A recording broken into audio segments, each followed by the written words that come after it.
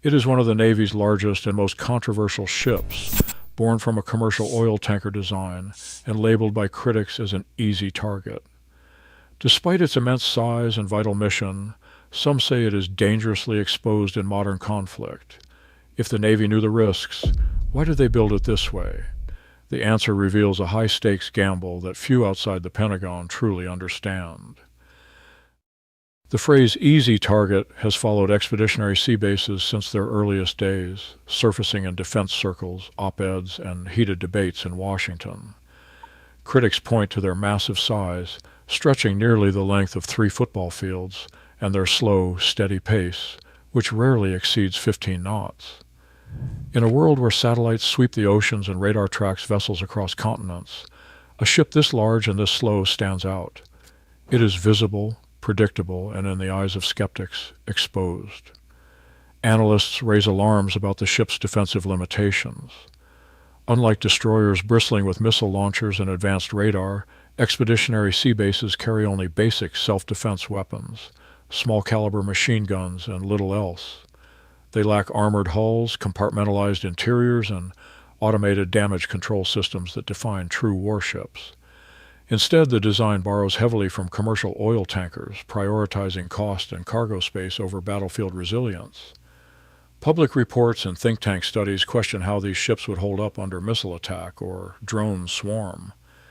In recent years, the threat environment has grown more complex, with adversaries fielding precision-guided weapons that can strike from hundreds of miles away.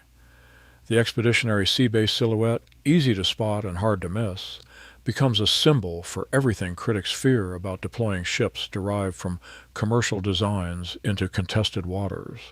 This perception is not just technical, it is emotional. For some, the ship embodies a gamble, trading survivability for savings and risking a high-profile loss in the next conflict. That label, easy target, is not just about steel and speed, it is about trust, strategy, and the willingness to accept risk in the name of operational reach. Turning a commercial oil tanker into a forward-deployed sea base began as a problem of resources, not ambition. The Navy's program manager, facing tight budgets and rising operational demands, looked beyond traditional warship designs. The Alaska-class crude oil carrier, with its massive hull and proven reliability, offered a practical foundation.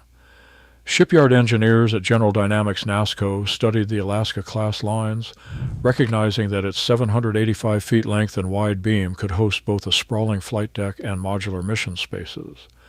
By using commercial diesel-electric propulsion, the team kept costs in check, approximately $500 to $600 million per ship, a fraction of what a new amphibious assault ship would require. Commercial construction methods dominated the build process. Instead of the heavy compartmentation and armored bulkheads found in combatants, the expeditionary sea base interior remained open and adaptable, echoing the original tanker layout. Engineers installed a 52,000 square foot flight deck and reinforced mission bays, but avoided costly military-grade modifications. The result was a ship built for flexibility, able to support helicopters, special operations teams, and mine countermeasure gear, all while staying within budget. The approach was deliberate. The Navy accepted commercial standards to deliver persistent presence overseas, even if it meant foregoing the hardened features of a frontline warship. For the Navy, this was less about building a fortress at sea and more about creating a platform that could do the job, affordably and at scale. Steel plates stretched nearly 800 feet from bow to stern, forming a hull as long as an aircraft carrier and wider than most city streets. Fully loaded, an expeditionary sea base displaces close to 90,000 tons, more than the weight of a Nimitz-class carrier. The flight deck alone covers 52,000 square feet, with space for 4 helicopters to operate at once. This broad expanse supports rotary wing aircraft ranging from the heavy-lift MH-53E to the versatile MV-22 Osprey, giving the ship the ability to launch and recover multiple missions side by side. Below the flight deck, a mission bay offers another 25,000 square feet of configurable space.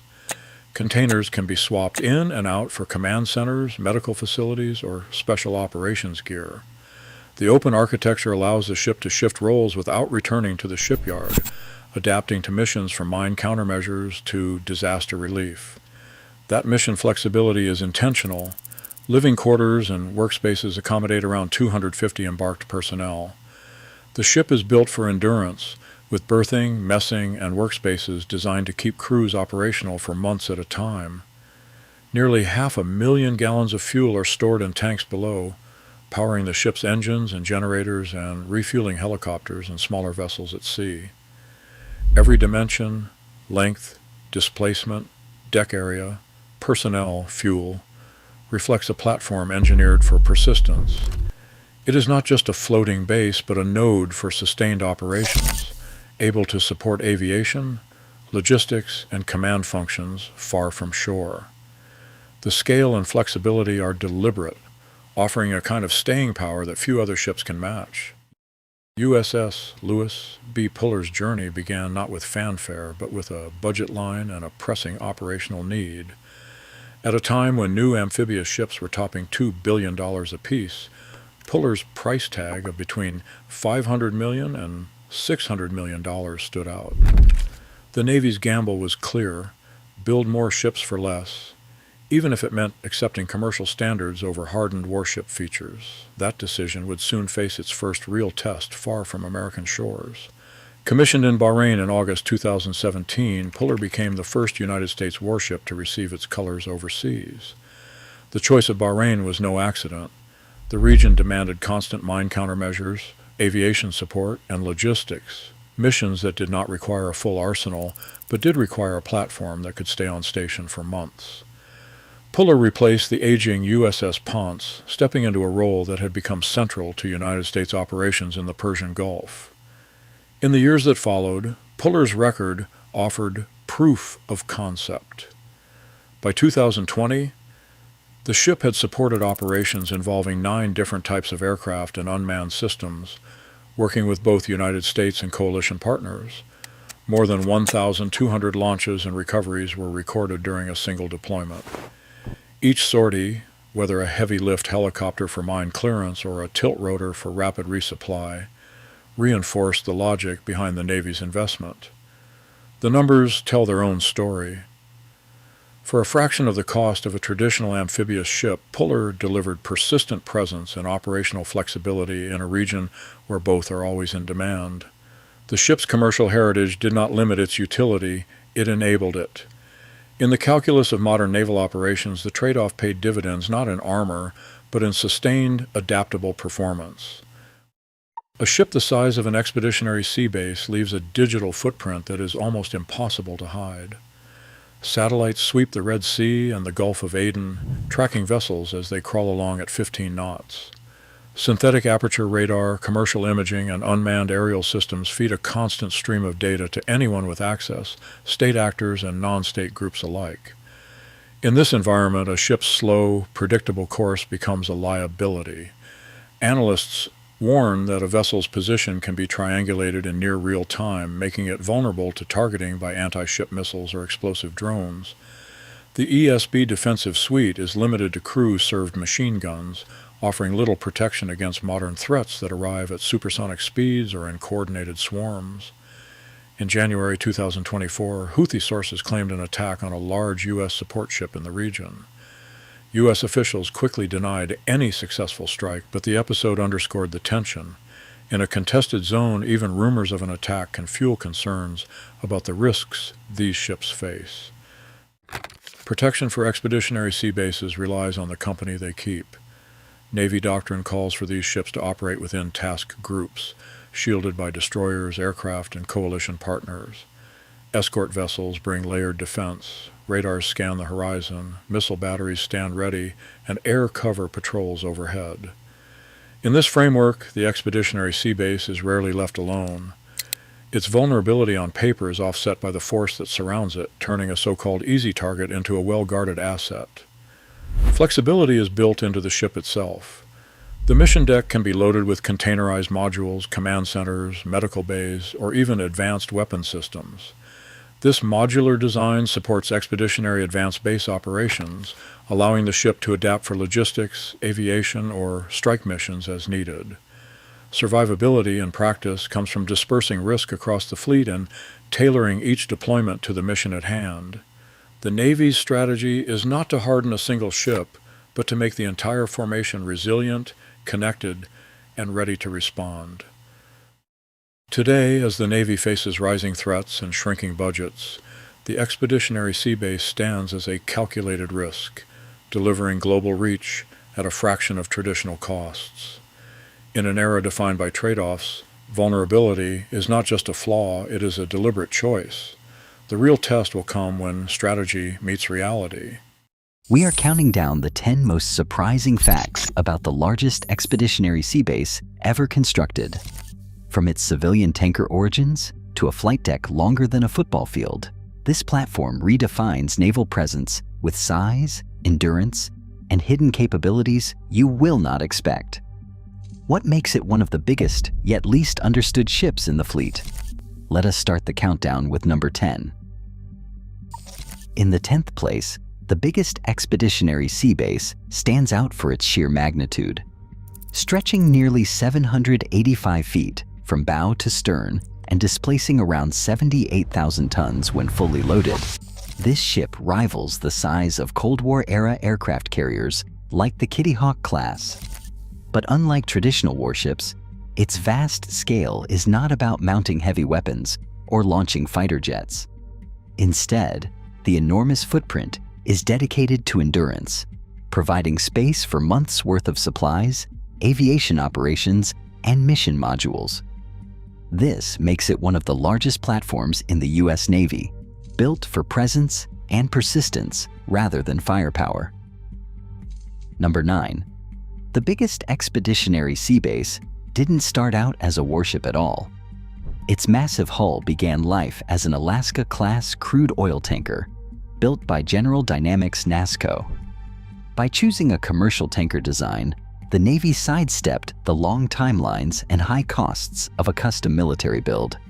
Instead of 5 years or more, the conversion from tanker to sea base took just 3 to 4 years. This approach delivered a ship capable of hauling enormous loads and enduring long deployments, all at a fraction of the usual price. The commercial routes made scale and speed possible, setting the stage for everything that followed.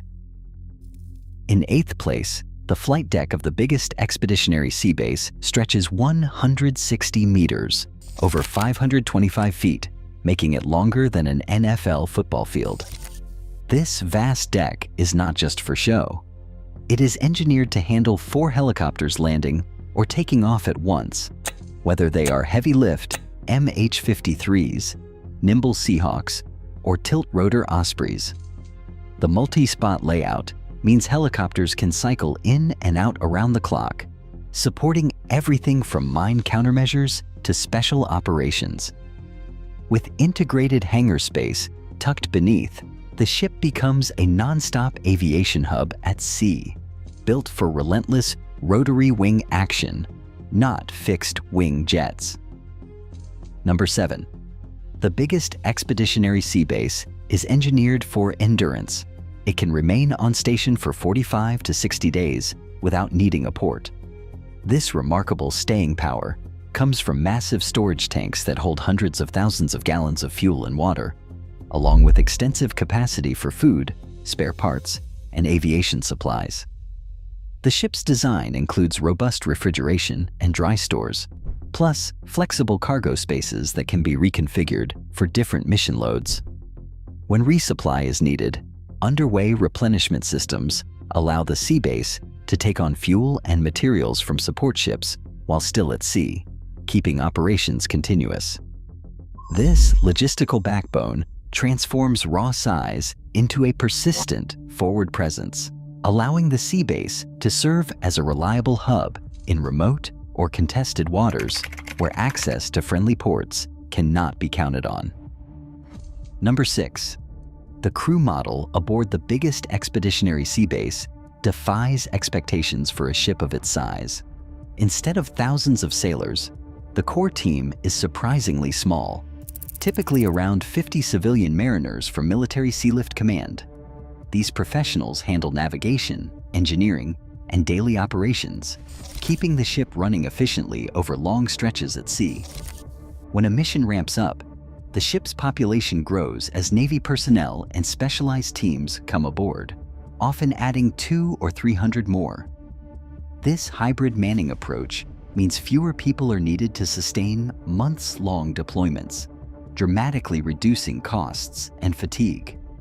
Automated systems and commercial ship practices make it possible to operate such a massive platform with a fraction of the manpower required by traditional warships.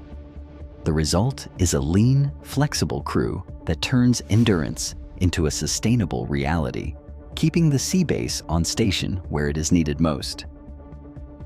Number 5. Every major system on the biggest expeditionary sea base is designed around helicopters and unmanned aerial vehicles, not fighter jets.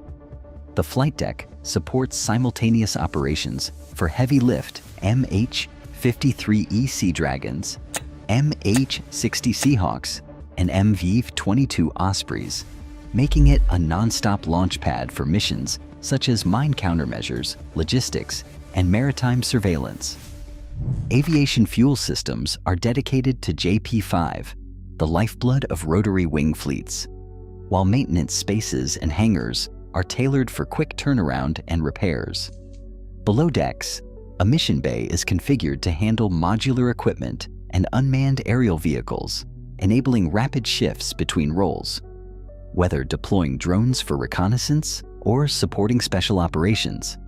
This aviation-first approach turns the ship into a flexible hub, ready to support complex missions that demand constant helicopter and drone activity, day and night, wherever traditional airfields are off limits. Number 4.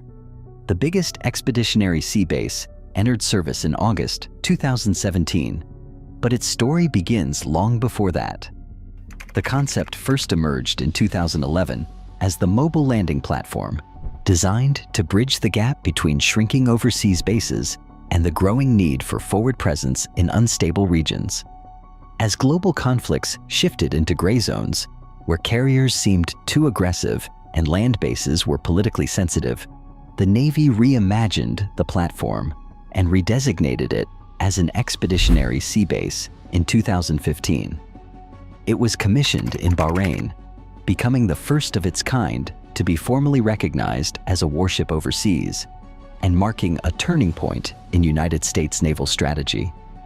This evolution reflects a new doctrine, persistent and distributed operations that keep the Navy present and adaptable, without the political baggage of traditional bases or the escalation risk of deploying a carrier.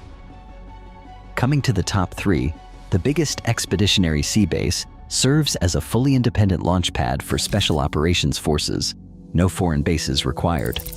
Deep inside its hull, a sprawling mission deck of 25,000 square feet transforms into a floating headquarters, complete with secure planning rooms, containerized command modules, and encrypted communications suites. Up to 250 special operators can live, plan, and prepare here, shielded from the political sensitivities that come with using allied territory or local airfields. Modular mission bays allow rapid reconfiguration for everything from intelligence gathering to rapid assault, while berthing and staging areas support round-the-clock readiness. By operating in international waters, teams can launch and recover with minimal diplomatic friction, giving commanders flexibility that fixed land bases simply cannot match. This self-contained platform quietly enables missions in regions where access is denied or alliances are fragile, an invaluable advantage in today's unpredictable world.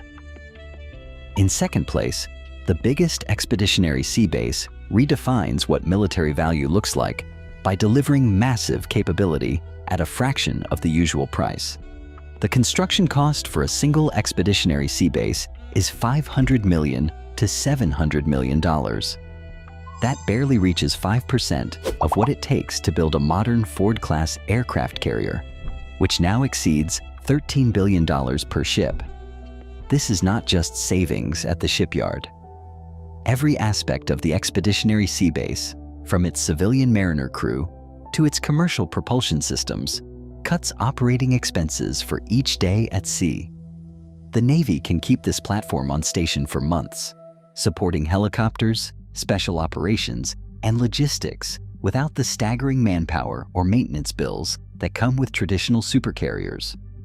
By leveraging proven commercial systems and focusing on essential mission support, the Expeditionary Sea Base offers global reach and persistent presence for a price that makes sense, freeing up resources for other priorities across the fleet. In a world where naval budgets are under constant pressure, this kind of cost efficiency isn't just smart, it's strategic. And finally, in first place, the biggest expeditionary sea base stands as the ultimate expression of presence without provocation. Rather than projecting power with the unmistakable footprint of an aircraft carrier or the political baggage of a foreign land base, this ship offers a third path, a quietly persistent, adaptable platform that can remain on station for months at a time.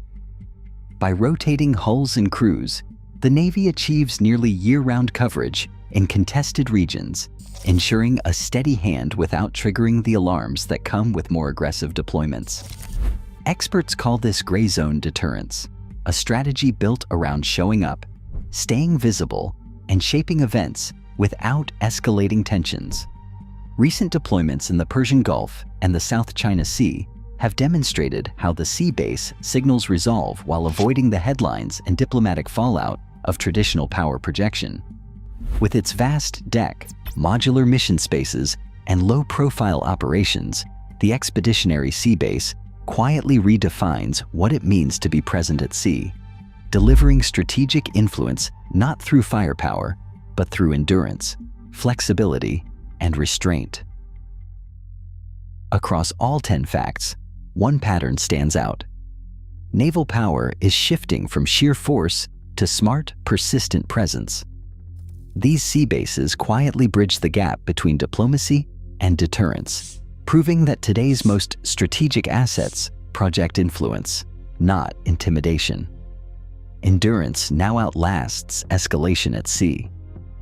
It looks like a ship, but it is really a base, a 106,664-ton floating fortress that can stage helicopters, fuel missions, and project U.S. power anywhere for weeks without touching land. No one dares attack it, not because it is unstoppable, but because hitting an expeditionary sea base means striking the nerve center of military aviation, logistics, and special operations in one move. The true power and vulnerability of this platform might surprise you. So what actually makes this sea base so untouchable? A warship sails into a crisis zone looking for a fight. An expeditionary sea base arrives to stay. The difference starts with its identity. It is not a combatant, but a floating base designed to linger where others cannot. Instead of chasing enemy ships or launching missiles, this platform serves as a persistent operating node, an anchor point for missions that stretch for weeks or months, far from any friendly shore. The United States Navy built the Expeditionary Sea Base to solve a problem that is older than modern sea power. Where airfields are too distant, ports are threatened, or allies cannot host foreign troops, the ESB becomes the answer. It is the maritime equivalent of a forward operating base, one that rides the ocean surface and moves as needed while carrying the tools of modern warfare with it. Think of it as a command center, an airfield, and a logistics hub all rolled into one hull. Its decks are designed to host helicopters and tilt rotors, support special operations teams, and stage mine countermeasure units. It can refuel aircraft, house hundreds of personnel, and store the supplies needed for extended deployments. The true value of the ESB is endurance. It can remain on station, supporting operations day after day without the need for a nearby port or base. This floating platform is not about speed or heavy firepower. Instead, it is about presence, the ability to keep a mission alive in places where the United States might otherwise have no foothold at all. Its modular design means it can be tailored for different roles, from supporting humanitarian relief to enabling mine-clearing operations or special forces raids. The ESB is not a ship that seeks out battle. It is a base that brings the fight, the support, and the command infrastructure wherever the mission demands. By anchoring operations far from land, the ESB changes the rules of engagement. It turns open water into usable territory, letting commanders project power and sustain missions in regions that would otherwise be out of reach. In this way, the ESB becomes more than a ship. It is a persistent, adaptable presence, reshaping how the United States Navy operates across the globe. A single look at the Expeditionary Sea Base reveals a vessel that defies easy comparison. At 785 feet in length and 164 feet across the beam, the Expeditionary Sea Base spans nearly as long as a Nimitz-class carrier, yet its profile is all business, boxy, utilitarian, built for volume rather than speed. The hull displaces over 90,000 tons, and when fully loaded can reach more than 106,000 tons. This mass is not about armor or firepower. It is about endurance and capacity, the ability to bring an entire support infrastructure to sea and keep it running for weeks at a time. Propulsion comes from a twin-screw, diesel-electric plant generating 24 megawatts, driving the ship at a steady 15 knots. That is not fast by warship standards, but it is fast enough for global reach without burning through fuel or wearing out systems. The Expeditionary Sea Base can cover 9,500 nautical miles at its cruising speed without needing to refuel. That range allows it to cross oceans and remain on station in distant waters, far from any friendly port. Every aspect of the design is tuned for staying power, not sprints or evasive maneuvers. The real signature feature sits above the main deck, a sprawling flight deck that stretches the length of a football field. 4 full-size spots allow simultaneous operations by heavy-lift helicopters like the 𝗚𝗵𝗶𝗽𝗍 Sea Dragon, medium utility birds such as the 𝗚H-60, and even tiltrotor aircraft like the V-22 Osprey. The hangar can shelter 2 large helicopters or a mix of smaller airframes, protected from the elements and ready for rapid turnaround. This is not a token capability. The Expeditionary Sea Base can sustain a continuous tempo of rotary wing flights, day or night, with fueling, maintenance, and mission prep all contained within its hull. Beneath the flight deck, the mission bay offers 25,000 square feet of open configurable space. Modular containers can be swapped in and out, including command centers, medical suites, mine countermeasure gear, or storage for unmanned vehicles. Cranes and ramps make it possible to launch and recover small boats, unmanned systems, or specialized mission packages. The ship's design makes it possible to reconfigure on the fly, adapting to the needs of each operation without returning to a shipyard. All this capacity transforms the Expeditionary Sea Base into a force multiplier. It can host multiple detachments, aviation, special operations, and mine warfare without crowding or compromise. The flight deck is not just a platform for aircraft. It is a launch pad for missions that would otherwise need land bases or specialized ships. In practical terms, the Expeditionary Sea Base's sheer size and endurance allow it to serve as a persistent, adaptable hub, supporting complex operations in places where no other single vessel could stay so long or do so much. A single mine can close a shipping lane for weeks, halting the flow of oil, food, and supplies through some of the world's most vital choke points. The Expeditionary Sea Base, ESB, is built to keep that from happening. Its flight deck supports heavy-lift helicopters like the 𝗚H-53E Sea Dragon, each one equipped to hunt and neutralize mines from the air. Below deck, modular bays store unmanned underwater vehicles and mine countermeasure gear ready to deploy at a moment's notice. This floating platform can launch, recover, and sustain a full airborne mine countermeasures package hundreds of miles from the nearest port, giving commanders the power to clear hazards and reopen sea lanes without waiting for slow-moving convoys of support ships. But the ESB's reach extends beyond mine warfare. Its open decks and mission spaces can be reconfigured for special operations forces. These are teams that rely on stealth, speed, and flexibility. With rotary wing and tilt rotor aircraft on hand, the ship becomes a staging point for covert raids, surveillance flights, or rapid response rescues. Enemy planners can never be certain what is happening aboard, a mine-clearing sortie, a special ops launch, or both. This ambiguity raises the threat calculation for any adversary. Striking at an ESB is not just about hitting a ship. It risks disrupting a hub that might be enabling surveillance, raids, or the rapid reopening of vital waterways. The value of the ESB lies in what it enables. Its persistent presence turns the sea into a flexible base for missions that can change the course of a conflict, all without firing a shot. For those seeking to close off the ocean, the ESB is a problem that cannot be ignored. Aboard an expeditionary sea base, the human factor shapes every calculation.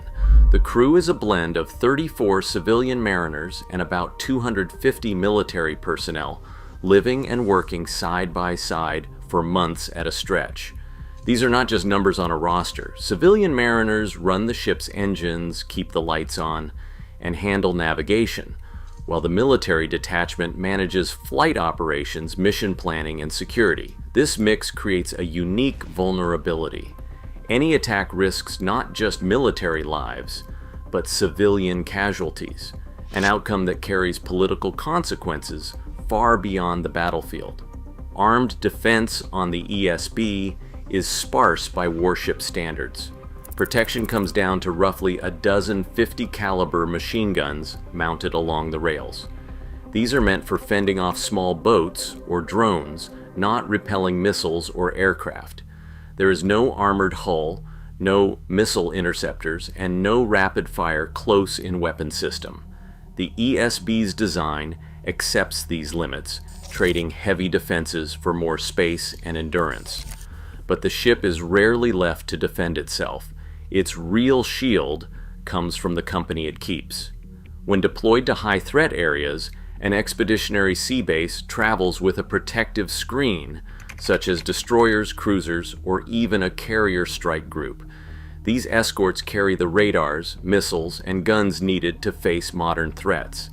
Any attacker considering a strike against an expeditionary sea base must weigh the risk of triggering a response from the entire U.S. Navy battle group. The cost of a single hit could spiral quickly, drawing in forces and attention at a scale far beyond the value of the target itself.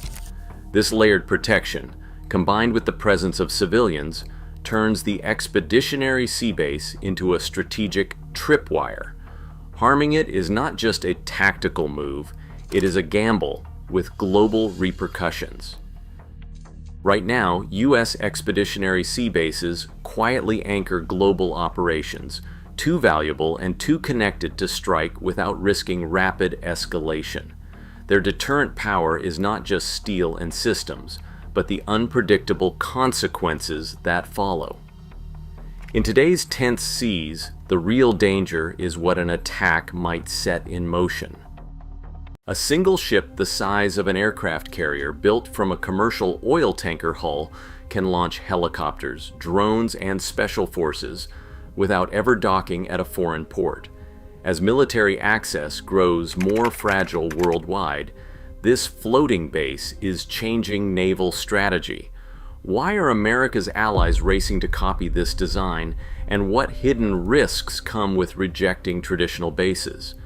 The answer begins with a problem that no nation can ignore. Military planners have always relied on secure ports and overseas bases to move ships, launch aircraft, and supply forces. Yet over the past 2 decades, access to these fixed sites has become less certain. After 2001, the politics of foreign basing grew more complicated. Host nations began limiting what American and Allied ships could do from their territory, sometimes restricting operations entirely during crises.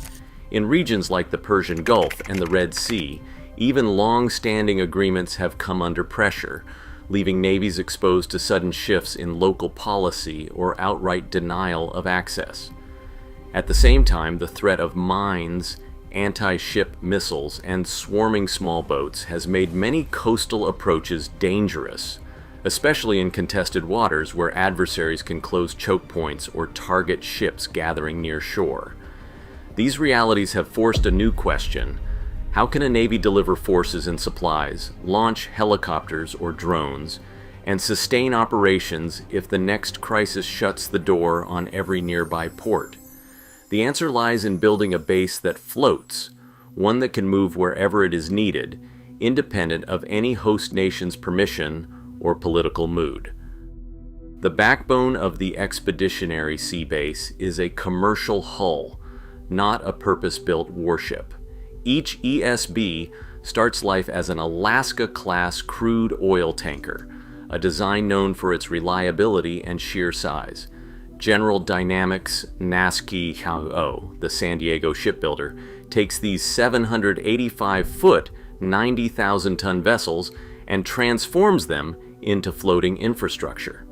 The conversion process leverages the tanker's double bottom structure and proven propulsion system, which delivers over 15 knots and a range of nearly 9,500 nautical miles, enough to cross oceans without refueling.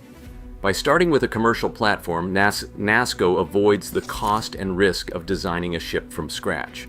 The result is a carrier-length hull with a beam of 164 feet, offering a stable open deck that rivals the footprint of some of the world's largest naval vessels. This approach keeps costs in check while delivering a platform big enough to host helicopters, drones, and modular mission bays. The commercial DNA is visible in every line of the ship, a deliberate choice that makes the ESB both affordable and adaptable for a range of missions. A ship's true value isn't measured by the number of missiles it carries, but by the space it offers for action. On the Expeditionary Sea Base, the deck is everything. Stretching nearly 1.5 football fields long, the 4-spot flight deck can launch and recover heavy-lift helicopters like the 𝗚𝗃𝗆𝗃 or the 𝗚𝗃-47 side by side, while still leaving room for drones or smaller aircraft. This aviation hub turns the Expeditionary Sea Base into a floating airport, able to run simultaneous operations that would crowd out most destroyers or amphibious ships. Below, the mission bay is a blank canvas. Modular tie-downs and roll-on, roll-off access let crews swap out payloads in days, not months. Rigid hull boats, unmanned surface vehicles, medical facilities, and containers packed with supplies can all be exchanged rapidly. The deck's wide-open design is no accident. It is the product. Navies see it as the ultimate force multiplier, a platform that can change roles overnight, support the latest unmanned systems, and keep helicopters spinning even when every nearby port is closed. In a world where flexibility outranks firepower, the Expeditionary Sea Base deck is its greatest weapon. Running a 90,000-ton sea base takes fewer people than many would guess. The core crew, just 44 civilian mariners from Military Sealift Command, handle navigation, engineering, and ship systems. For military missions, only 101 Navy personnel are needed to operate the flight deck, communications, and specialized tasks. This dual crew approach means the ESB can surge to accommodate up to 298 extra people in its mission barge, scaling up for special operations, humanitarian teams, or drone detachments as needed. The result is a platform that delivers the output of a much larger ship, but with a fraction of the permanent manpower. That efficiency has not gone unnoticed. Allied navies facing their own recruiting shortfalls are now studying the ESB crew model closely. The Royal Navy's multi-role support ship program, for example, is built around the same logic, a small permanent crew with the ability to scale up for missions. In a world where manpower is scarce and operational demands keep growing, this model offers a clear advantage. It is already proving attractive far beyond the U.S. fleet. The first operational expeditionary sea base, Lewis B. 𝗚𝘃𝗆, joined the fleet in June 2017. Just over a year later, 𝗱𝗶𝗀𝗰𝗆 was delivered, followed by 𝗦𝗵𝗶𝗽𝗀 in 2020. Each new hull arrived on schedule, expanding the class from a single experiment to a global workhorse.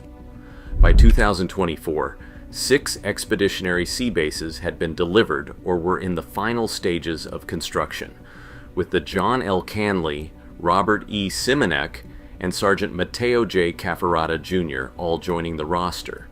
These ships now support forward operations in the Persian Gulf, the Mediterranean, and the Pacific, showing the concept's reach well beyond United States shores. General Dynamics NASSCO's leadership under Kevin Graney turned the Expeditionary Sea Base from a one-off conversion into a repeatable production line. This program's ability to deliver multiple hulls in under a decade established the Expeditionary Sea Base as a fleet asset, not just a prototype, and proved that the idea could scale to meet real-world demands. Commissioning the Lewis B 𝗚𝗃𝗆 as a full warship in Bahrain in August 2017 was more than a ceremony. It unlocked a new set of missions that were impossible under its previous status as a USNS auxiliary. With the USS designation, the ESB gained sovereign immunity under international law, shielding it from port-state inspections and granting its commanding officer the authority to conduct mine countermeasures, special operations, and maritime interdiction, missions that demand clear rules of engagement and the legal right to use force. The legal office at CENTCOM pushed for this status, citing the need to remove ambiguity for operations in the Fifth Fleet's high-threat waters. The shift set a precedent. Every subsequent ESB would enter service as a warship, not an auxiliary, giving the class legal flexibility that appeals to partners facing similar operational constraints. Affordability is just as important. Each ESB costs about $550 million, roughly a quarter of the price of a new amphibious assault ship. In 2019, the Navy secured a $1.6 billion contract for 2 more hulls, a figure that covers both construction and mission upgrades. This budget edge allows navies to field more platforms without sacrificing core capability. For allies weighing their own procurement options, the ESB's price point and legal status offer a rare combination: a ship that can operate at the front lines, execute high-risk missions, and still fit within the realities of shrinking defense budgets.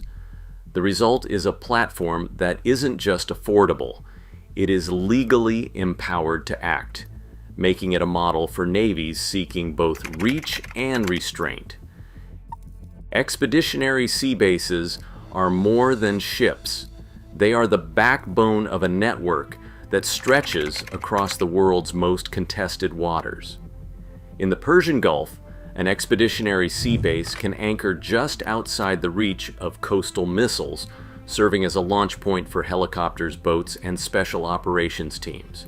In the Mediterranean, these floating bases fill gaps left by shrinking access to ports, keeping a constant presence even as political winds shift. Out in the Pacific, expeditionary sea bases operate near choke points and island chains, plugging directly into Allied exercises and distributed fleet operations. Each location is chosen for its ability to support rapid response without waiting for host nation approval or the slow buildup of shore infrastructure. The result is a web of forward nodes, mobile, persistent, and able to relocate as soon as the situation demands. This plug-in approach allows navies to project power and sustain missions where fixed bases cannot reach, shaping the tempo of operations in real time. Engineers and planners have already begun treating the ESB as a testbed for unmanned systems. During RIMPAC 2022, the 𝗙𝗂𝗶𝗃𝗃 hosted 4 MQ-9 Reaper drones, 6 Sea Hunter unmanned surface vessels, and rotary wing unmanned aerial vehicles all at once. The modular mission bay showed its value, letting crews install launch cradles for unmanned surface vessels in hours, not weeks. To handle the surge in data from simultaneous drone and vessel operations, the team retrofitted a Ka-band satellite uplink, pushing bandwidth limits beyond what the original design allowed. On the flight deck, a new networked control node let operators run multiple unmanned missions at the same time. Post-exercise analysis revealed a 35% reduction in operator workload, thanks to real-time sensor fusion and distributed control. These results point to a future where the ESB is more than a floating base. It is a mobile nerve center for unmanned fleets, ready to adapt as technology evolves. In an era where access to foreign ports grows uncertain, navies seek platforms that can adapt fast, operate anywhere, and scale with new technology. The Expeditionary Sea Base isn't just a ship, it is a strategy for a world where flexibility is now the ultimate advantage. What would your nation choose? Somewhere in the Arabian Sea right now, a sailor opens a hatch most of his crewmates have never used. He climbs down a ladder into a room that does not appear on any tourist diagram of the ship. No window, no nameplate on the door, just steel walls, encrypted radios, and a wall of monitors tracking targets across an entire theater of war. That room exists. It has been running operations for years, and it is hidden inside a ship that, from a mile away, looks like a commercial oil tanker heading to a refinery. This is the Expeditionary Sea Base. The Navy built 6 of them. The final ship, the future USNS 𝗙𝗃𝗃𝗃 Jr., was christened in San Diego on March 7, 2026. The class is officially complete, and what is hidden inside these ships has been quietly reshaping how America projects power for almost a decade. 5 rooms. That is what we are going inside tonight. Not the flight deck everyone has seen in photos, not the spaces shown on press tours. The rooms almost nobody knows exist. Back in the early 2010s, the Navy had a problem. It needed ships that could sit forward deployed in hostile waters for years at a time.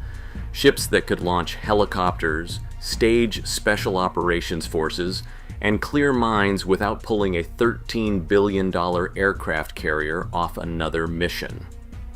The traditional answer was a San Antonio-class amphibious warfare ship, about $2 billion each.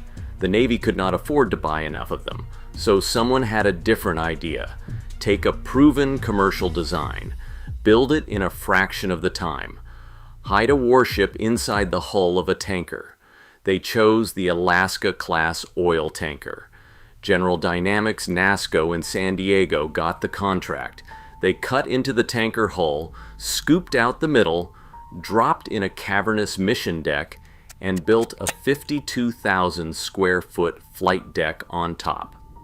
The result, 785 feet long, 90,000 tons displacement, range of 9,500 nautical miles, top speed above 15 knots, roughly $650 million per ship, about a quarter the cost of a traditional amphibious warship for an estimated 70% of the capability. 6 hulls were ever built: Lewis B. Puller, Herschel Woody Williams, 𝗙𝗃𝗃𝗃𝗃, John L. Canley, Robert E. Simonek, and 𝗙𝗃𝗃𝗃𝗃 Jr. Every one of them named for a Marine Corps Medal of Honor recipient, or in the case of the lead ship, the most decorated Marine in American history. From a mile away, none of them looked dangerous. That is the entire point. But the specifications are not what makes this ship matter. Walk forward through the superstructure, past the bridge. Down a corridor most embarked personnel never enter, behind a hatch flagged with restricted access markings. This is the Tactical Operations Center. The Navy calls it TOC. It is the brain of every mission the ship runs. Encrypted satellite communications, secure phone lines patched into United States Central Command, real-time intelligence feeds from drones, surveillance aircraft, and friendly forces operating thousands of miles in any direction. Wall-mounted monitors track targets across an entire theater. The TOC is where a hostage rescue gets coordinated, where a weapons interdiction gets authorized, where a mine clearance operation gets monitored second by second. In June 2021, the USS Lewis B hosted a task unit responsible for underwater mine countermeasures across the 5th Fleet area of operations. The team operated Mark 18 Mod 2 unmanned underwater vehicles, remotely operated vehicles, and circular synthetic aperture sonar. Over that single deployment, the Puller's crew launched and recovered rigid hull inflatable boats 18 times, and put unmanned vehicles in the water more than 20 times. Every one of those launches was tracked, controlled, and coordinated from the Tactical Operations Center, the TOC. Right next door is the Forward House briefing room. Special operations teams use it for daily debriefs and next day mission planning. The Mission Watch officer stands watch here around the clock. While the rest of the ship sleeps, that officer is listening, watching, and waiting for the call. If you were running intelligence operations across an entire theater of war from a room that does not appear on any public deck plan, would you sleep better or worse at night? That is one of 5 rooms hidden inside this ship. The next one is even stranger. Climb down 2 more levels below the flight deck. You are now standing inside what the Navy calls the mission deck. Some sailors just call it the warehouse. It is over 65,000 square feet of open, configurable steel. Bigger than a regulation NFL football field, end zones included. Welded into the floor are hundreds of pad eyes, steel attachment points designed to lock down standardized shipping containers. Except these containers are not carrying consumer goods.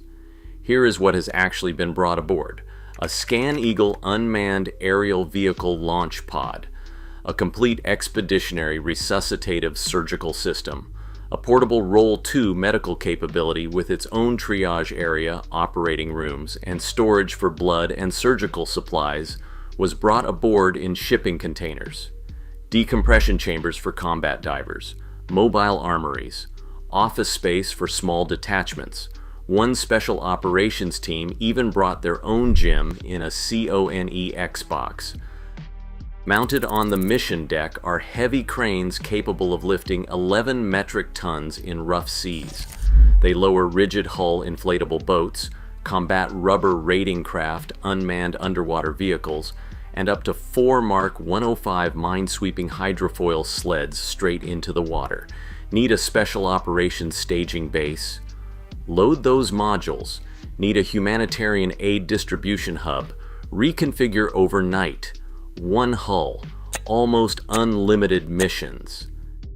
Now go forward deep into the front superstructure, behind several layers of hatches and combination locks. Multiple armories sit here, and explosive ordnance disposal magazines line the compartment. Racks of small arms, breaching charges, and night vision optics fill the space. This is where SEAL kit gets staged before a midnight raid, and where Marine Maritime Raid Force gear gets cleaned and reloaded between visit, board, search, and seizure missions. When the 𝗚𝗃𝗆 first deployed in 2017, a Marine Fleet anti-terrorism security team platoon came aboard to learn the layout. Special Operations Forces returned again and again to practice fast rope drills onto the flight deck and to lower their boats into the mission bay using the cranes. Topside M2HB Browning 50 caliber heavy machine guns provide defense against small boats and air threats. If a converted oil tanker hiding operating rooms, intelligence centers, and live armories is the kind of thing you want more of, hit subscribe. The next room explains what the AR Force quietly uses these ships for. Slide one deck up and aft. Behind the flight deck edge sits the helicopter hangar. Inside there are two full aviation operating spots, capable of sheltering MH-53E Sea Dragons, MH-60S Seahawks, and the MV-22 Osprey tilt rotor. Outside, the 52,000 square foot flight deck has 4 landing spots that can handle the heaviest helicopters in the American inventory. Even Army AH-64 Apache attack helicopters have conducted deck landing qualifications on a 𝗚𝗃𝗆-class ship. Here is the part most coverage skips. The Lewis B 𝗚𝗃𝗆 is also cleared to operate the CV-22, the Air Force Special Operations variant of the Osprey. Feasibility tests began in 2014. The capability was added before the ship's first deployment. So when an Air Force Special Operations Command crew needs a sea base 800 miles from any friendly runway, this is where they land. What this hangar cannot host is the F-35B.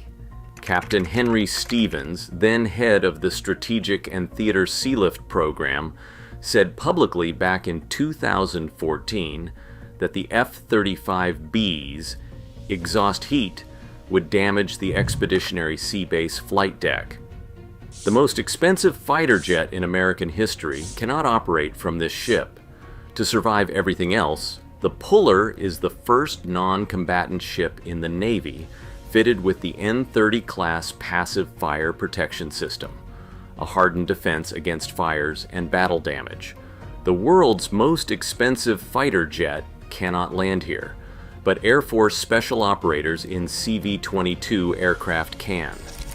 What does that tell you about who this ship was actually built for? Walk up to the bridge. This is where the strangest secret of the Expeditionary Sea Base lives. It is hiding in plain sight. The ship is run by 2 crews simultaneously. About 44 civilian mariners from Military Sealift Command handle navigation, propulsion, and routine ship operations. About 100 Navy sailors handle combat systems, weapons, and force protection. Up to 250 additional embarked personnel rotate through, including SEALs, Marines, EOD teams, and intelligence detachments, depending on the mission. On the bridge at any given moment, 3 watchstanders operate side by side. The mate on watch, a civilian, controls navigation and ship handling. The anti-terrorism tactical watch officer, a sailor, runs close-in force protection. In the forward house briefing room, the mission watch officer maintains 24-hour oversight of every operation in progress. The 𝗚𝗃𝗆 has been home-ported in Bahrain since 2017. The ship stays. The crews swap every 5 months. In May 2025, the Lewis B 𝗚𝗃𝗆 pulled into Malta's Palumbo shipyard for an extended maintenance period after a full deployment cycle in the 5th Fleet. On June 13th of that year, Commander 𝗙𝗵𝗃𝗆 relieved Captain Raúl Acevedo of command. The crew rotated, the ship stayed. That is the model. The hull is permanently forward deployed. The people rotate. So what does a converted oil tanker with 5 secret rooms do when the lights go down? April 15th, 2020. The Persian Gulf. 11 Iranian Islamic Revolutionary Guard Corps patrol vessels close to within 50 yards of the 𝗚𝗃𝗆 and surrounding American warships. Half a football field. The standoff lasts roughly an hour. The 𝗚𝗃𝗆 does not flinch. The Iranians eventually pull away. The Navy releases the video to the world. December 2022. The Gulf of Oman. Crews from the puller intercept and board the stateless 𝗚𝗵𝗶𝗃𝗃. The haul, over 1 million rounds of 7.62mm ammunition of Iranian origin, bound for the Houthis in Yemen. That ammunition was later transferred by the U.S. government as military aid to Ukraine. Iranian bullets, intercepted at sea, ended up on the battlefields of Eastern Europe. January 11th, 2024. The Arabian Sea, off Somalia. Navy SEALs launch from the puller in the dark. They board a dhow carrying Iranian-made ballistic and cruise missile components, again bound for the Houthis. The components are seized. The dhow is sunk. 2 SEALs are lost at sea during the operation. After 10 days of searching, the Navy declares them deceased. Days later, Houthi forces claim to have struck the puller with a missile in the Gulf of Aden. The Pentagon publicly denies it. No damage, no injuries. The ship keeps moving. In February 2025, the puller participates in Amman 2025, a multinational maritime exercise hosted by the Pakistan Navy with naval forces from more than 60 countries. The most quietly used warship in the 5th Fleet is suddenly running drills with a third of the world, 6 expeditionary sea bases, 6 hulls. The class is now officially complete with the christening of the Hector A. 𝗚𝗶𝗃𝗃 Jr. on March 7th, 2026. Designed for a 40-year service life, these ships will be operating into the 2060s. The Navy operates 11 nuclear-powered aircraft carriers. They get every headline. But the ship that has been forward deployed in the Middle East the longest, run the most special operations missions, and been the quietest about all of it, is a converted oil tanker with 5 secret rooms hidden inside. A tactical operations center most of the crew never enters. A modular bay that becomes a hospital 1 month, and a drone command post the next. An armory you need 3 keys to reach. A hangar cleared for Air Force special operators in tilt rotors. And a bridge run by civilians and sailors at the same time. If you had to design the next class of American warships from scratch, would you keep building floating fortresses everyone can see? Or would you build more rooms nobody knows exist? The Navy's most expensive ships get all the headlines. These ones just get the work done. At first glance, it looks like a commercial tanker, 785 feet long, weighing 90,000 tons. Yet this is one of the largest, most absurdly camouflaged war platforms the Navy ever built. Designed to slip through busy shipping lanes while hiding a 52,000 square foot flight deck and a price tag that is a fraction of a conventional warship, the Expeditionary Sea Base flips every expectation. But what happens when a ship built for support, not combat, becomes critical to United States operations far from shore? The real secrets start with its unconventional design. From a distance, the ship could be mistaken for just another oil tanker making its way across the ocean. Its hull stretches 785 feet, longer than 2.5 football fields, and it carries a full load displacement of 90,000 tons. Nothing about the silhouette hints at cutting-edge military technology or secret operations. There are no sleek radar domes, no bristling missile launchers, no sign of the usual warship profile. Instead, the lines are blunt, the superstructure low and boxy, the paint scheme plain. This is not an accident. The designers leaned into the commercial look, borrowing the hull from a civilian Alaska-class tanker and keeping the outward appearance as anonymous as possible. In crowded shipping lanes, the ship blends in with the traffic, passing as just another bulk carrier or fuel transport. Yet beneath that unremarkable exterior lies one of the largest platforms the Navy has ever operated, a vessel that can support hundreds of personnel, stage helicopters, and coordinate missions across thousands of miles. The scale is staggering, but the disguise is even more audacious. The real story begins with the decision to hide military power in plain sight, raising the question, why would the Navy choose to make its largest forward base look like something so ordinary? Navy budget planners faced a dilemma: build more traditional amphibious assault ships at over $2 billion each, or find a smarter, more affordable solution.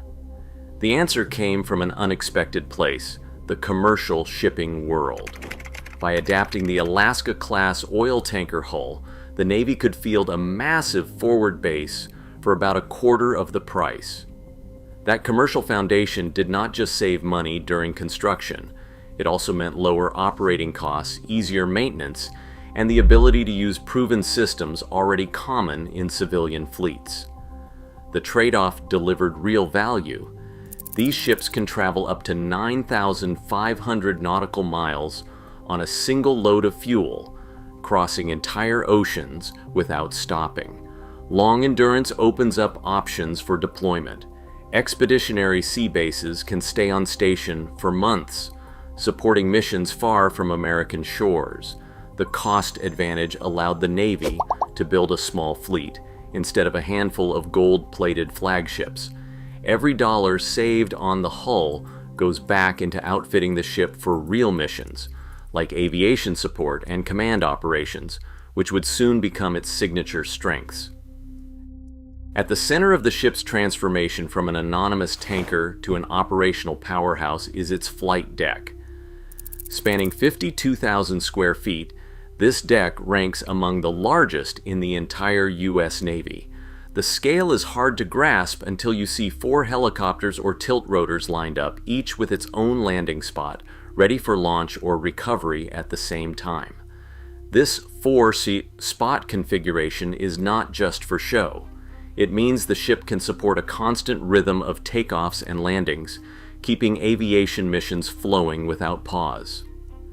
MH-60 Seahawks, CH-53 heavy lift helicopters, and MV-22 Ospreys all cycle through this deck, giving the ship reach that stretches hundreds of miles out to sea.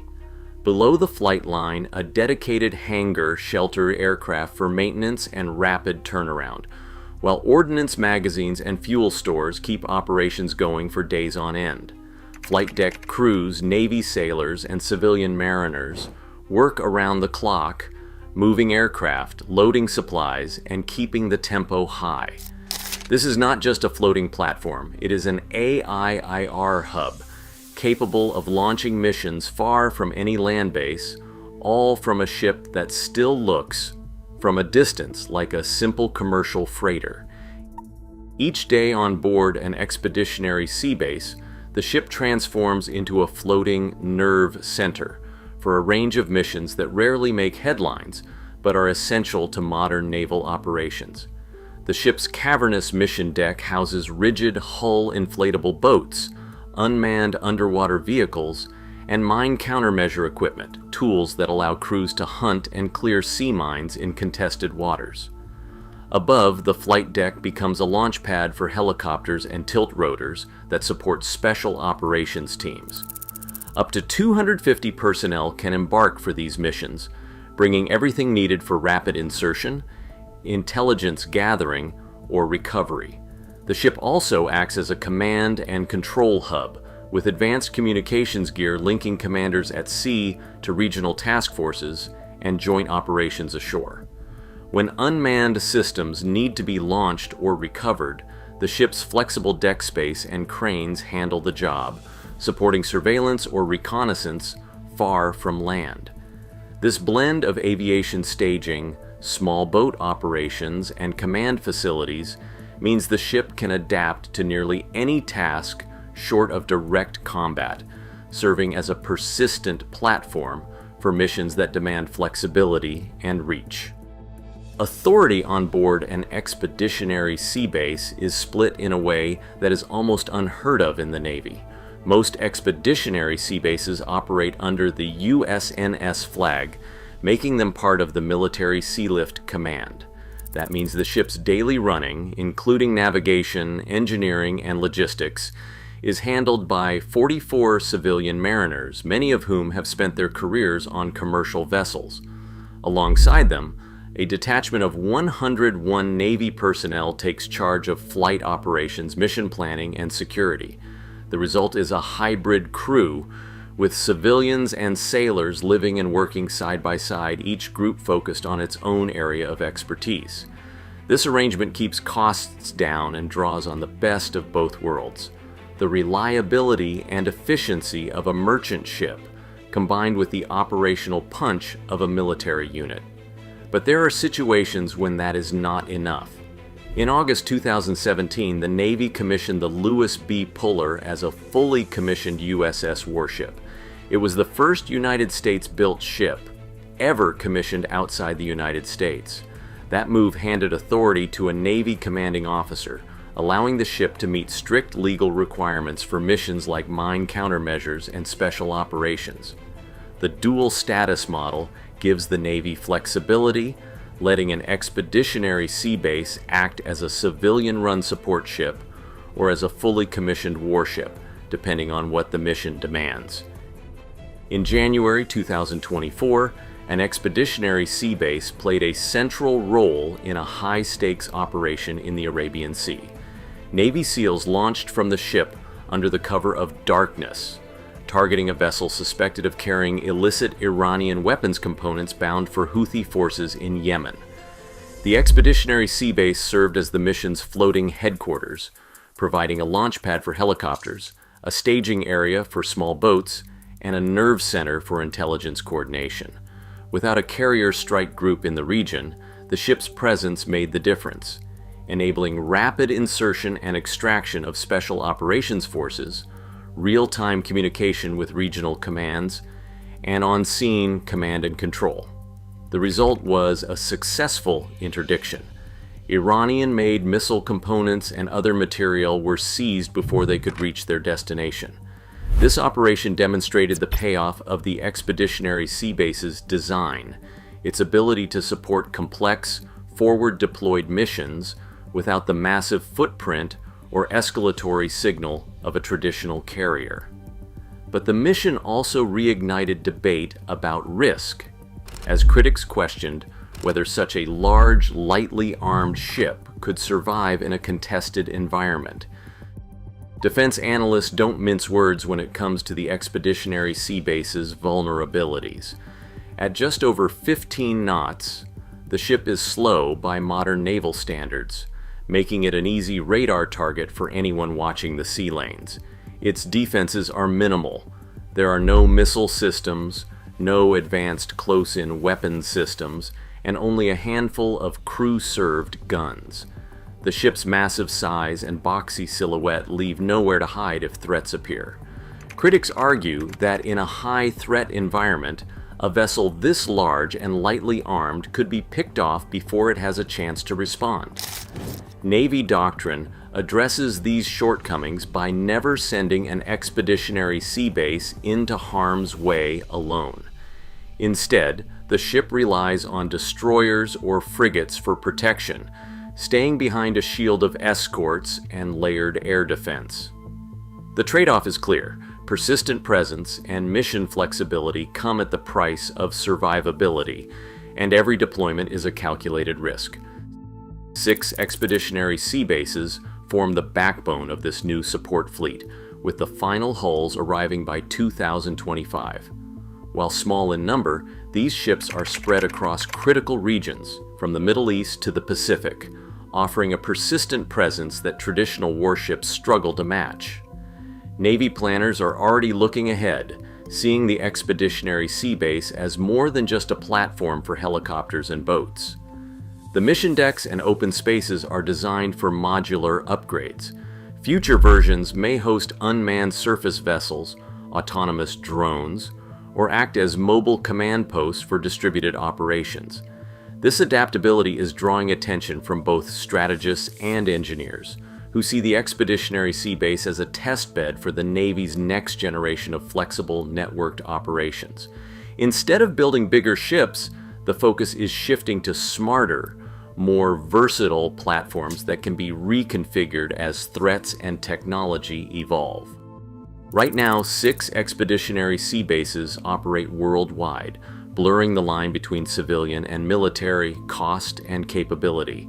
As threats shift and navies rethink presence, the ESB's unconventional form may become the new standard. Sometimes the most radical ideas quietly change the shape of power at sea. What is your take? There is a U.S. Navy ship the size of a small aircraft carrier that was built on the hull of a commercial oil tanker. The design it was based on could ballast itself partly underwater to launch other vessels. The U.S. Navy removed that feature. Its hangar was designed around a heavy-lift helicopter. The U.S. Navy began retiring in 2025. It is operated by civilians most of the time, and by Navy sailors when the mission requires it. The same ship has 2 different names depending on who is in command, USNS one day and USS the next. The vessel is called an Expeditionary Sea Base. The class is officially the Lewis B. 𝗙𝗃𝗃 class. The lead ship, USS Lewis B. 𝗙𝗃𝗃, was commissioned in August of 2017 in Bahrain. She is 233 meters long.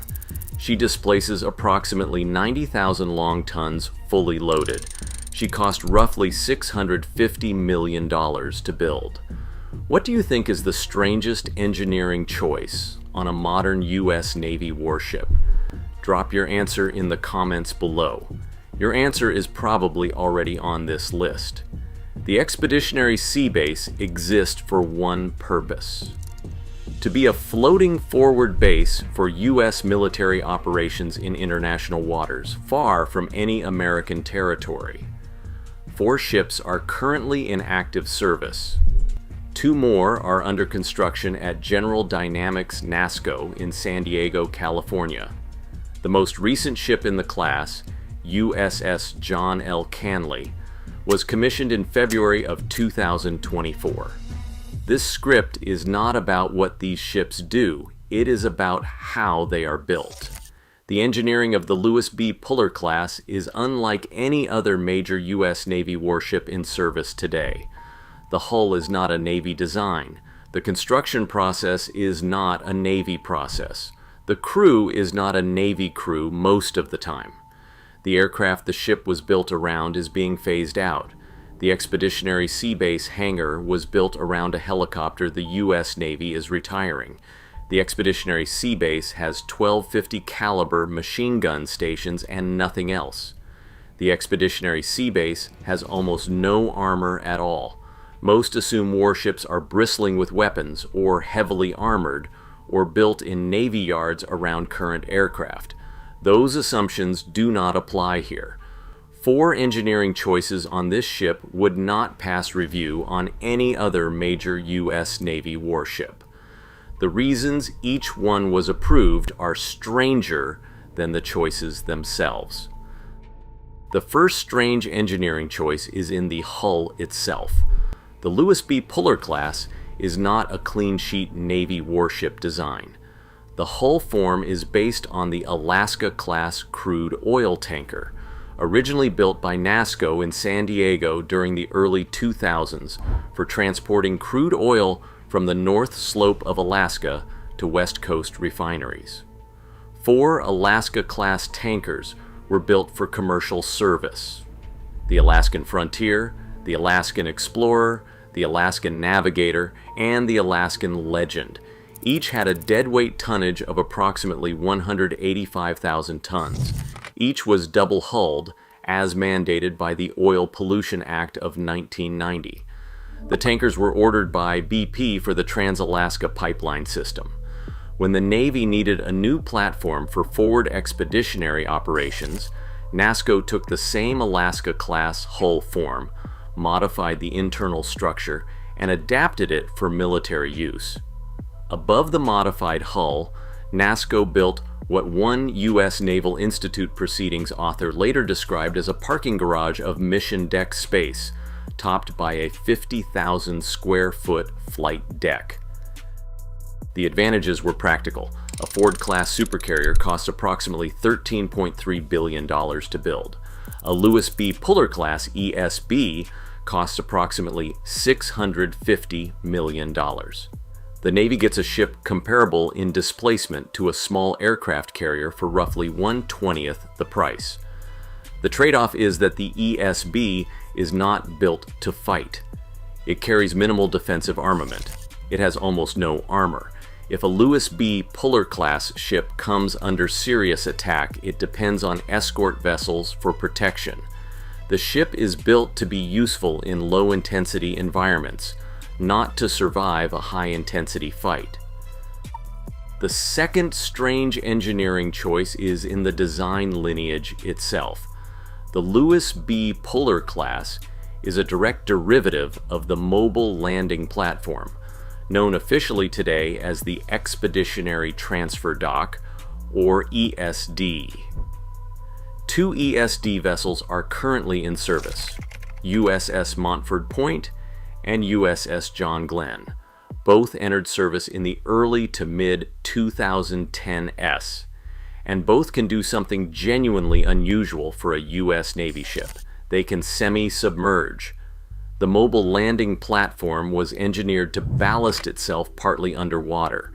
By taking on controlled amounts of seawater into specific ballast tanks, the ESD lowers its stern by several meters. The exposed working deck sinks below the waterline. This allows the ship to launch and recover landing craft directly off its own deck, transfer cargo between large vessels and smaller landing craft, and serve as a sea-based platform in open water, far from any port. The technique was borrowed from the offshore oil industry. The Navy adapted it for the Mobile Landing Platform program in the late 2000s. Before we look at the third strange engineering choice, take a moment to hit the like button and subscribe to the channel. Hit subscribe right now and let us keep going. When NASSCO and the Navy designed the Lewis B Puller class as the next evolution of the platform, they kept the tanker hull and the modular internal arrangement. They removed the semi-submersible feature entirely. In its place, they installed a permanent 4-spot flight deck and a fixed hangar. The reasoning was operational. The Expeditionary Sea Base needed to be a stable aviation platform 24 hours a day. So the Navy bought the cheap hull, kept the proven design lineage, and engineered out the single most distinctive feature of the original platform. The result is a 90,000-ton warship based on a semi-submersible design that cannot semi-submerge. The third strange engineering choice is in the aviation facilities. The Lewis B Puller class hangar and flight deck were designed around a specific aircraft, the Sikorsky MH-53E Sea Dragon. The Sea Dragon is the largest helicopter currently in service with any U.S. military service. It is approximately 30 meters long when the main rotor is turning. It weighs roughly 33 tons. It first entered fleet service in 1986. It is the Navy's dedicated airborne mine countermeasures platform. The Lewis B Puller class flight deck has 4 landing spots designed to accommodate up to 4 MH-53E Sea Dragons simultaneously, or up to 6 MH-60 Seahawks. Airborne mine countermeasures is a core ESB mission. The Sea Dragon is the helicopter that performs it. Then the Navy began retiring the MH-53E Sea Dragon. The fleet was scheduled to begin phasing out in 2025, with full retirement expected by 2027. A formal sundown ceremony was planned for March of 2025. As of late 2024, only 28 MH-53E helicopters remained in active service, distributed across 2 squadrons, HM-12 and HM-15. Did you know a 90,000-ton warship was designed around an airframe that is now being retired faster than the second half of the ship class can be delivered? Yes or no?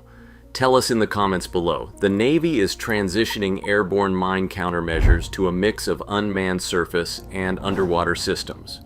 None of these replacement systems is fully fielded. The ESB hangar remains useful for other aircraft. H-60 Seahawks, V-22 Ospreys, and unmanned platforms can all operate from the deck. But the specific capability that the ship was engineered around is being phased out of the Navy before the full ESB fleet has even been delivered. Construction of the Lewis B Puller class began in 2013. The retirement of the helicopter it was built for began in 2025. The two timelines did not align. The fourth strange engineering choice has no analog anywhere else in the modern U.S. Navy. The Lewis B Puller class is engineered to operate under two completely different command structures. Depending on the mission, and the engineering of the ship itself is built around that dual arrangement. When operating in routine support or non-combat roles, the ship is designated USNS, United States Naval Ship. The civilian master of the vessel holds command. The civilian crew runs navigation, propulsion, engineering, and most shipboard functions. The ship operates under merchant marine rules. When the Navy designates the ship for combat operations or sensitive missions, the prefix changes from USNS to USS United States Ship. A Navy commanding officer assumes operational command.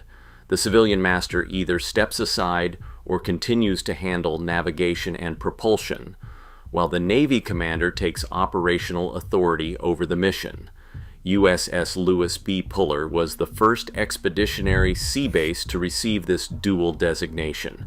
She was commissioned as USS Lewis B Puller on August 17, 2017 in Bahrain. Since then, she has operated in both modes depending on the operational tempo of U.S. 5th Fleet.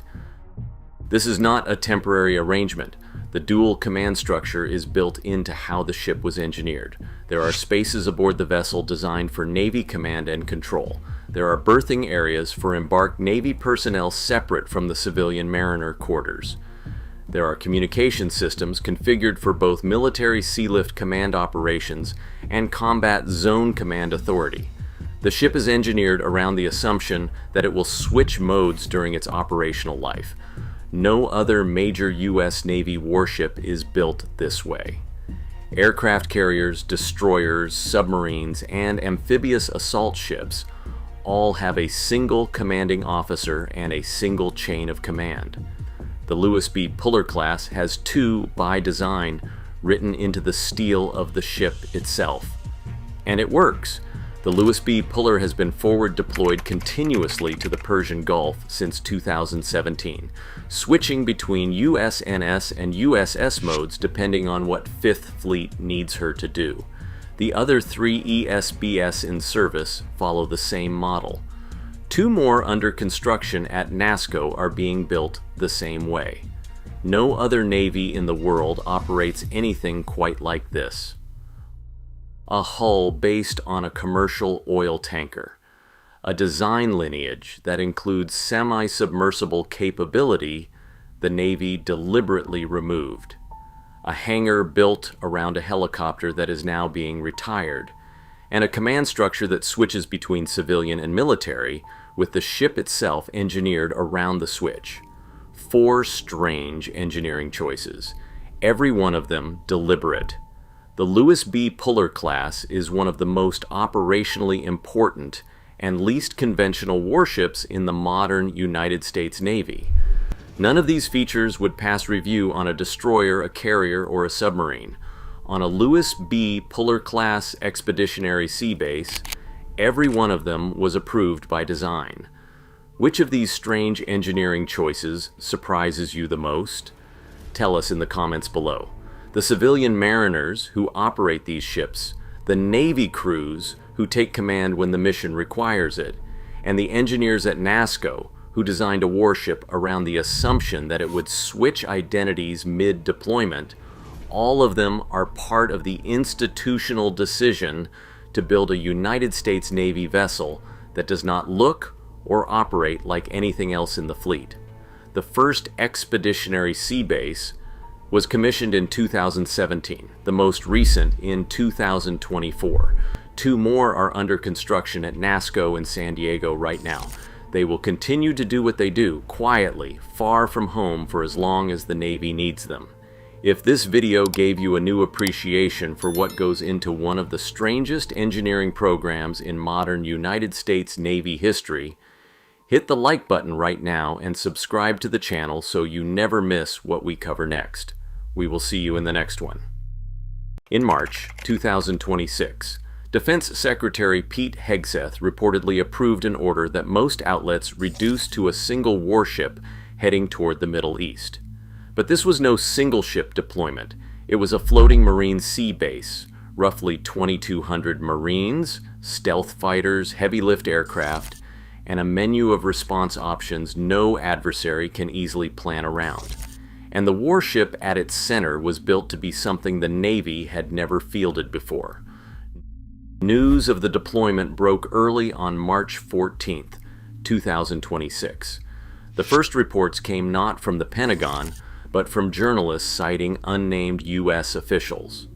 Margie Brennan posted on X that the Pentagon was expected to send an amphibious ready group and its embarked Marine Expeditionary Unit to the Middle East. Within hours, outlets from ABC News to Times of Israel and English.news.cn echoed the same core facts. A force of roughly 2,200 Marines, 3 Navy ships, and a mission approved by Defense Secretary 𝗙𝗃𝗃𝗃𝗃. The figure of 2,200 Marines and the identity of USS 𝗚𝗃𝗃𝗃𝗃 as the flagship appeared in nearly every report, but no official press release or public movement order was issued by the Department of Defense or Central Command. Congressional records show that a notification letter was filed, but unit details were redacted, suggesting the deployment specifics remained classified.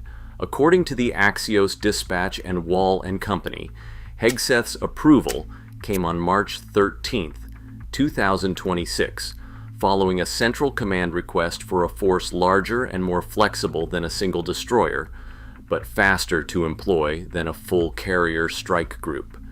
The official order itself has not surfaced in the public domain. The Pentagon's only public response was a brief no comment, leaving the press timeline as the earliest verifiable record of the decision. This pattern, journalists breaking the story before any formal acknowledgement, reflects both the urgency and the sensitivity of the operation. By the time the news cycle caught up, open-source ship tracking data had already confirmed USS 𝗚𝗃𝗃𝗃𝗃's departure from San Diego, with 2 additional amphibious ships joining the transit. The careful absence of detail in Congressional and Department of Defense statements underscores the point. This is not a routine movement of ships, but the deliberate forward positioning of a complete Marine AIR ground task force, approved at the highest level, and tailored for rapid action in a region where escalation can happen overnight. The deployment's real significance lies not in the number of hulls, but in the menu of options it brings, options that adversaries cannot easily predict or counter. A Marine Expeditionary Unit, MEEU, is not a single battalion or a handful of ships. It is a purpose-built package, about 2,200 Marines, organized with their own command, ground combat, aviation, and logistics elements. According to Marine Corps doctrine, the MEU is designed to operate as a Marine Air Ground Task Force, MAGTF, giving it the ability to plan, fight, and sustain itself without relying on outside support. When the Pentagon orders a MEU to sea, it does not move alone. The MEU rides aboard an amphibious ready group, ARG, which consists of 3 Navy amphibious ships, each with a distinct role. The flagship is usually an amphibious assault ship, like USS 𝗚𝗃𝗃𝗃𝗃, optimized for launching aircraft and serving as the command hub. The second ship, a transport dock, hauls additional Marines, vehicles, and landing craft. The third, a dock landing ship, carries supplies and heavy gear. Together, these ships create a true floating base, capable of launching air assaults, landing forces ashore, or sustaining operations for weeks at a time. But the 𝗚𝗏𝗃 is only the starting point. In high-threat environments, the Navy often adds surface combatants, guided missile destroyers, and cruisers equipped with Aegis air defense and Tomahawk strike missiles. When these escorts join, the formation becomes an Expeditionary Strike Group, ESG. This layered package brings anti-air, anti-submarine, and long-range firepower, transforming the MEU and the 𝗚RG from a vulnerable transport into a hard-to-kill, networked strike force. The article reports that this particular deployment includes such layered escorts, giving the sea base credible protection and reach. The practical effect is that adversaries cannot predict how this force will be used. It can land Marines on a hostile beach, fly precision raids deep inland, reinforce embassies, or evacuate civilians with little notice. It can strike, defend, or simply show presence, all from over the horizon. According to multiple reports, this is why the MEU, the 𝗚RG, and the ESG construct is so unsettling for regional powers. It is not just the firepower, but the ambiguity and flexibility that make it a strategic wildcard. What looks like a defensive group of ships offshore is in reality a toolkit for escalation, de-escalation, and everything in between. USS 𝗙𝗵𝗃𝗃 stands out in the America class for one defining feature. It was built without a well deck. This single design choice transformed the ship from a traditional amphibious assault platform into a floating AR base, maximizing its aviation potential at the expense of surface landing craft. Instead of launching armored vehicles or landing craft from a flooded bay, 𝗙𝗵𝗃 dedicates that space to a sprawling flight deck, expanded hangars, and larger aviation fuel and ordnance stores. The result is a ship that can embark a tailored mix of aircraft, each chosen for a specific operational role.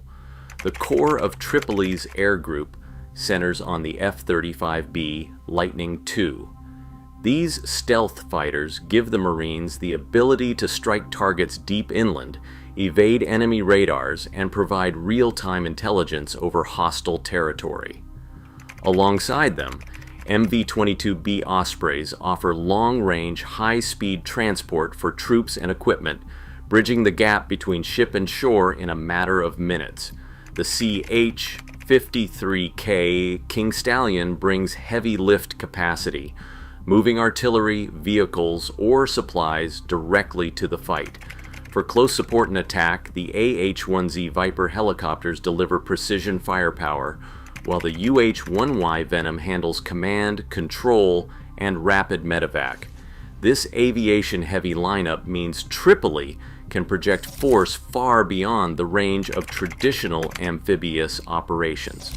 According to ship specifications, the enlarged flight deck supports simultaneous launch and recovery cycles, allowing the Marine Expeditionary Unit to surge air assaults, humanitarian missions, or embassy reinforcements without relying on local airfields.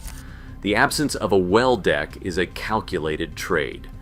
What 𝗙𝗵𝗃 loses in classic beach landing capability, it gains in speed, reach, and unpredictability. When paired with a full amphibious ready group and protected by surface escorts, this air-centric design makes the ship far more than just a presence offshore. It becomes a versatile, forward-deployed toolkit for crisis response or escalation, ready to act before adversaries can react. The so-called lightning carrier concept turns USS 𝗙𝗵𝗃𝗃 into something far more potent than a typical amphibious ship. According to open-source analysis and recent wargame results, 𝗙𝗵𝗃's aviation-focused design allows it to embark up to 20 F-35B Lightning II fighters, sometimes even more in surge conditions. This is not a theoretical capability. Navy test cycles have demonstrated that an America-class hull, stripped of its well deck, can generate 40 to 50 combat sorties per day when loaded with F-35Bs, supported by rapid turnaround maintenance crews and deep magazines of precision munitions. In practical terms, that means dozens of stealth jets can launch from a platform that, on paper, is not even a full-sized carrier. The mix of F-35Bs, MV-22 Ospreys, and heavy-lift helicopters gives the force the power to strike deep inland, move Marines and supplies over the horizon, and deliver special operations teams anywhere within hundreds of miles. The article reports that this aviation surge capacity, paired with a full amphibious-ready group and protected by Aegis-equipped escorts, transforms the sea base from a defensive staging area into a flexible strike instrument. The force can escalate quickly, launching precision raids or large-scale air assaults, or it can dial back, using the same assets for evacuation or humanitarian missions. The presence of destroyers and cruisers is not window dressing. Their layered air defense and Tomahawk strike capability make the entire package credible in contested waters. What looks like a passive group of ships offshore is, in reality, a toolkit for rapid and unpredictable escalation, a fact that regional adversaries cannot ignore. The Strait of Hormuz is the world's most critical energy choke point.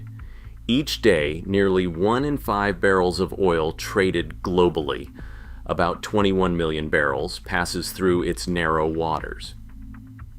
Any disruption here can send global markets into chaos within hours. But the threat is not just theoretical. Iran's arsenal includes anti-ship missiles positioned along its coastline, naval mines seated covertly in shipping lanes, and swarms of fast attack boats that can overwhelm even well-defended convoys. According to United States Navy assessments, these asymmetric tactics are designed to exploit the Strait's confined geography, making traditional large-scale naval operations risky and unpredictable. This is where the amphibious force backed by a Marine Expeditionary Unit comes into its own as a flexible tool. Unlike a single destroyer or even a carrier group, the Marine Expeditionary Unit, Amphibious Ready Group, and Expeditionary Strike Group package brings a menu of mission options tailored for this exact environment. It can escort tankers, clear mines, and intercept hostile boats, all while retaining the ability to launch precision raids inland or evacuate civilians if needed. The report says the force's aviation assets give commanders the reach to strike missile launchers or deploy Marines ashore without relying on local bases. Meanwhile, the presence of Aegis-equipped escorts transforms the sea base from a tempting target into a hard-to-crack defensive shell. In practical terms, adversaries see not just a cluster of ships, but a floating crisis response center, capable of shifting from deterrence to decisive action at a moment's notice. The ambiguity of this posture is its greatest strength.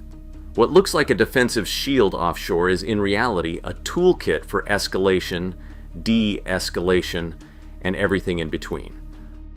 A layered escort transforms the amphibious force from a vulnerable cluster into a credible instrument of United States power.